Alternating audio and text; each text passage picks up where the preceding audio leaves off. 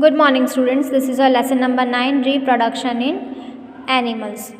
Do you recall the process of digestion, circulation and respiration which you have studied in your previous classes? These processes are essential for the survival of every individual. You have also learned about the process of reproduction in plants. Reproduction is essential for the continuation of a species. Imagine what would have happened if organisms had not reproduced. You will realize that reproduction is very important as it ensures the continuation of similar kinds of individual generations after generation. You have already learnt in your previous class about reproduction in plants. In this chapter, we shall learn how reproduction takes place in animals.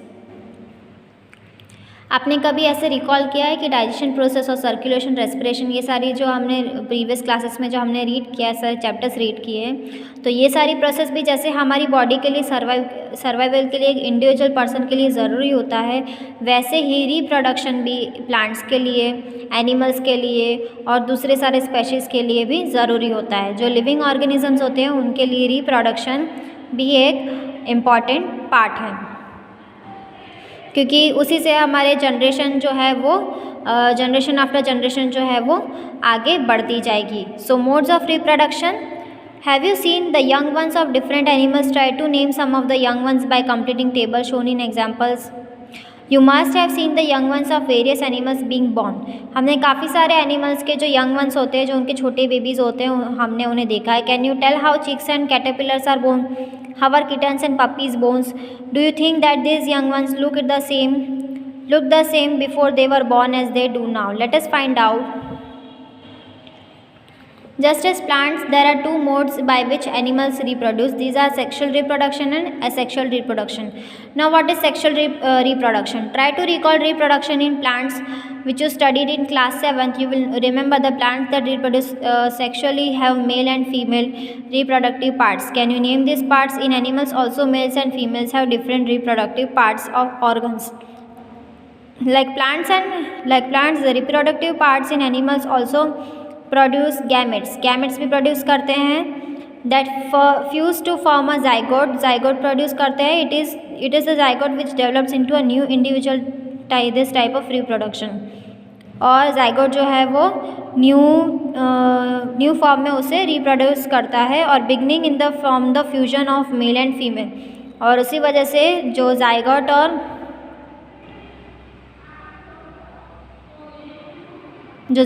Gamete का जो fusion है of male and female gametes is called sexual reproduction.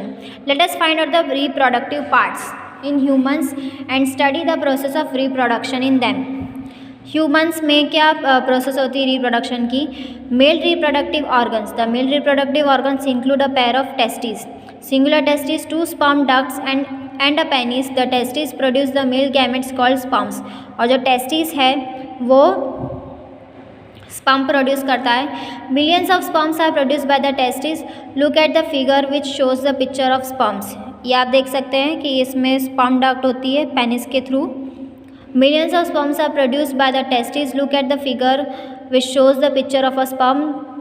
दो sperms are very small in size. Each has a head, a middle piece and a tail. Does it appear to be a single cell? Indeed a sperm is a single cell. Sperm जो है वो single cell है with all the usual cell components. ये human sperm है, ये उसकी tell है और ये उसकी हेड और ये उसका मिडल पीस है. What purpose does the tail in the sperm serve? Female reproductive organs. The female reproductive organs are a pair of ovaries. Female reproductive organs में पेयर ऑफ ओवरीज होते हैं, oviducts and the uterus. The ovary produces, ये ovary जो है वो produce करता है uterus में से the female reproductive organs in human. Here is the next page, page number 102. Female gametes called ova, eggs. In human beings a single matured egg is released into the oviduct by one of the ovaries every month. Uterus is the part where development of the baby takes place. Like the sperm in egg, an egg is also a single cell. और human ovum, ये उसका nucleus portion है. Now Bujo recalls that the size of eggs in animals varies. The egg may be very small as in humans, much larger as in hens. Ostrich egg is the largest, जो ostrich का egg होता है वो काफ़ी बड़ा होता है ना. Fertilisation, the first step in the process of reproduction is the fusion of a sperm and an ovum. When sperms comes in contact with an egg, one of the sperms में fuse with the egg. Such fusion of the egg and the sperm is called fertilization. During fertilization, the nuclei part of the sperm and the egg fuse to form a single nucleus. This results in the formation of fertilized egg or zygote. First step जो होती है वो fertilisation process होती है, जिसमें sperm और oven का fusion होता है. When sperms comes in contact with an egg, जब स्पर्म्स जो कांटेक्ट में आता है एग के, ओवम के कांटेक्ट में आता है, such fusion of egg and the sperm is called fertilisation. और इस फ्यूजन को हम फर्टिलाइजेशन प्रोसेस कहते हैं. During the fertilisation, the nucleus of the sperm and the egg fuse to form a single nucleus. Sperm का जो nucleus होता है और एग का जो न्यूक्लियस होता है वो दोनों एक फ्यूज फॉर्मेशन में आते हैं और दोनों का जो न्यूक्लियस है वो सिंगल न्यूक्लियस में कन्वर्ट हो जाता है. This results in the formation of fertilization of a zygote. Did you know that zygote is the beginning of a new individual.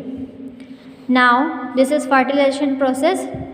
ये ओवम है, ओवम का सेल है और उसमें स्पर्म जब इसमें प्रोड्यूस होता है तो दोनों का जो सिंगल सेल जो है वो न्यूक्लियस में, सिंगल सेल न्यूक्लियस में कन्वर्ट हो जाता है. जब फ्यूजिंग होता है तो दोनों के न्यूक्लियस आप देख सकते हैं. That is called zygote.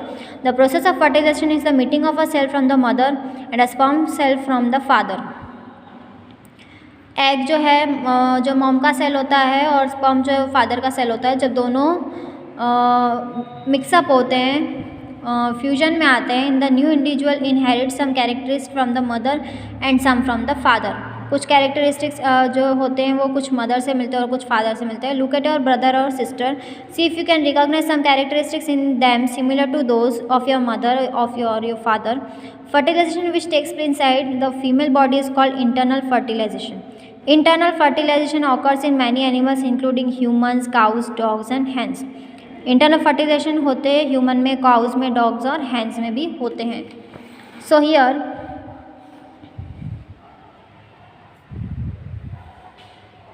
have you heard of test tube babies? Pooja and Paheli teacher once told them in the class that some women oviducts are blocked. किसी के ओविडक्ट जो है वो ब्लॉक्ड हो जाते हैं. The woman are unable to bear babies, वो babies को कैरी नहीं कर पाते. Sperms can not reach the egg fertilization. In such cases doctor collect freshly released egg and sperms and keep them together for few hours of IVF in vitro fertilisation.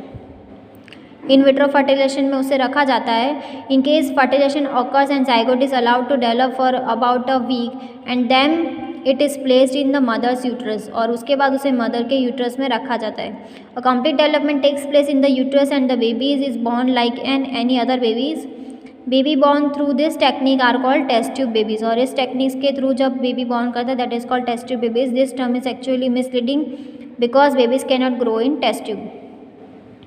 But baby जो है test tube में grow नहीं करते, इसलिए उसे न्यूट्रस में रखा जाता है. You will be surprised to know that in many animals fertilization takes place outside the body of the female.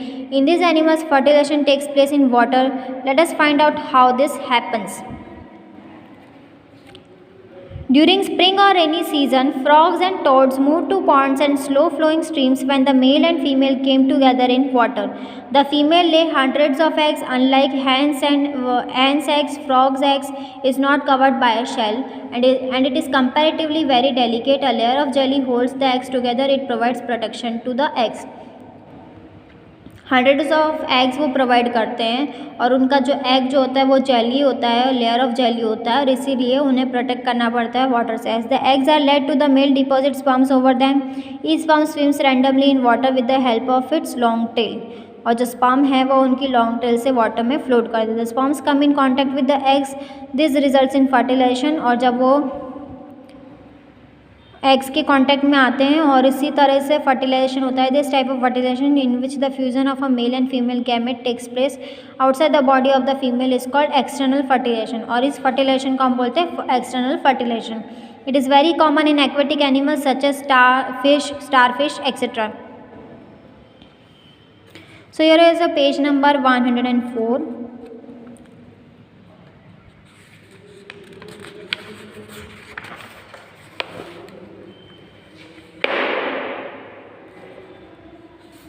Now you can see this is uterus, this is ovary, embedding embryo, evolution और ये zygote.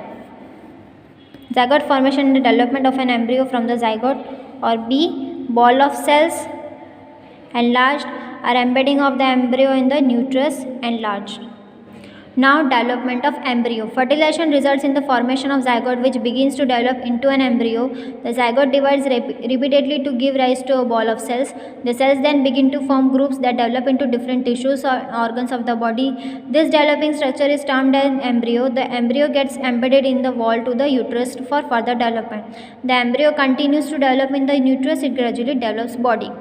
Fertilisation जब process होती है तो उसमें से zygote जो है वो डेवलप करता है एम्ब्रियो में, और zygote divides repeatedly to give rise to a ball of size, और बॉल ऑफ सेल्स के जो उसे रिपीटेडली उसे राइज करने के लिए जाइगोट जो है वो डिवाइड हो जाता है, और the cells begin to form groups, और सेल जो है वो ग्रुप्स